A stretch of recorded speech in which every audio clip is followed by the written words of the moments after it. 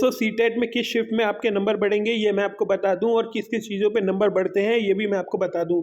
CTET में अगर आपकी, जी हाँ दोस्तों, एक शिफ्ट है जिसके 9 जो पैराग्राफ हैं उनके उत्तर गलत दिए गए हैं, तो ये जो रिवाइज आंसर की आएगी इसमें हो सकता है सीटेट आपके 5 क्वेश्चनों पर बोनस नंबर दे दे और ये कह दे कि 4 क्वेश्चन जो है वो पैराग्राफ से किए जा सकते हैं।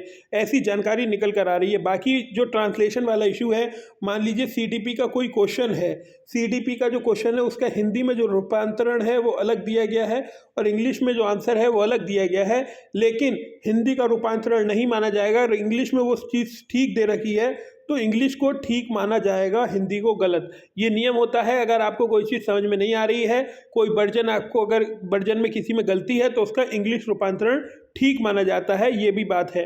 अगर आपकी शिफ्ट कठिन आई थी, शिफ्ट कठिन कैसी होगी, मान लीजिए आपकी शिफ्ट 23 दिसंबर की थी। जी हाँ, ऐसे एक मैं उदाहरण दे रहा हूँ। आपकी शिफ्ट 23 दिसंबर की थी और 23 दिसंबर में जिन छात्रों ने पेपर दिया, मान लो 1000 छात्रों ने पेपर दिया और ऑन एवरेज इन 1000 स्टूडेंट्स का जो नंबर है वो केवल 78 नंबर बढ़ रहे हैं। और इनके देखिए 23 शिफ्ट वालों के 1000 बच्चों के औसत नंबर 78 बन रहे हैं। और एक पेपर था 30 दिसंबर का जिसने 1000 स्टूडेंट ने पेपर दिया और इनके औसत नंबर जो है वो 85 बन रहे हैं। तो ये जो 78 नंबर वाले हैं, इस शिफ्ट वालों को सीटेट बोनस देगा कि आपकी तुलना में इनका पेपर कठिन है, ऐसा माना गया है, तो इस स्थिति में बोनस मिलते हैं। अब देखिए आपका पेपर कितना बेकार गया इससे कोई निर्भर नहीं करता, आपकी शिफ्ट में कितने लोगों का पेपर बेकार हुआ है, कितने लोगों का पेपर गलत हुआ है, कितने लोगों को ये पेपर कठिन लगा, उससे निर्भर करता है। मान लीजिए 30 दिसंबर को 1000 स्टूडेंट ने पेपर दिया और उसमें से नंबर बन रहे हैं 55 केवल स्टूडेंट्स का औसत एवरेज। तो और दूसरी शिफ्ट जो 31 तारीख को थी उसका जो नंबर बन रहे हैं वो बन रहे हैं 80। तो भाई इन 55 वालों को फ़ायदा दिया जाएगा बोनस अंक के रूप में।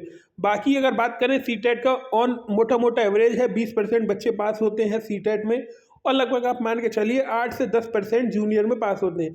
तो सीधी सीधी बात मान के चलिए स्टूडेंट लगभग 13 लाख से ज़्यादा स्टूडेंट सीटेट की परीक्षा में फेल होते हैं हर बार, और इस बार भी होंगे, कोई नई बात नहीं है।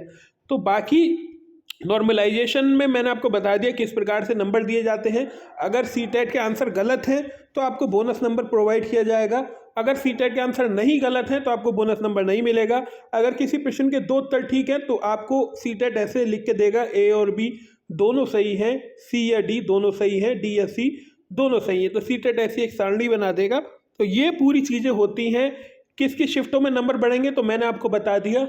ऑन एवरेज स्टूडेंट्स का लिया जाता है, कितने नंबर आते हैं उसी के हिसाब से नॉर्मलाइजेशन का क्राइटेरिया तय होता है। और एक बात ये भी समझ लीजिए, मान लीजिए किसी स्टूडेंट्स के 55 नंबर हैं, किसी स्टूडेंट के 55 नंबर हैं आए हैं और उसके जो नंबर हैं 58 हुए नॉर्मलाइजेशन के बाद, और किसी स्टूडेंट्स के 102 नंबर हैं तो उसके 3 नंबर नहीं बढ़ेंगे, उसके 7 से 8 नंबर बढ़ेंगे। ये भी बात ध्यान रखिएगा, ये भी चीज़ होती है नॉर्मलाइजेशन में। तो जिसका स्कोर जितना अच्छा गया है उसके उतने ही ज़्यादा नंबर बढ़ते हैं और जिसका स्कोर कम गया है उसके उतने नंबर भी कम हो सकते हैं। तो ये पूरी प्रोसेस है। बाकी जो भी अपडेट होगी वो आपको सीटेट की दी जाएगी। आज की वीडियो में बस इतना ही।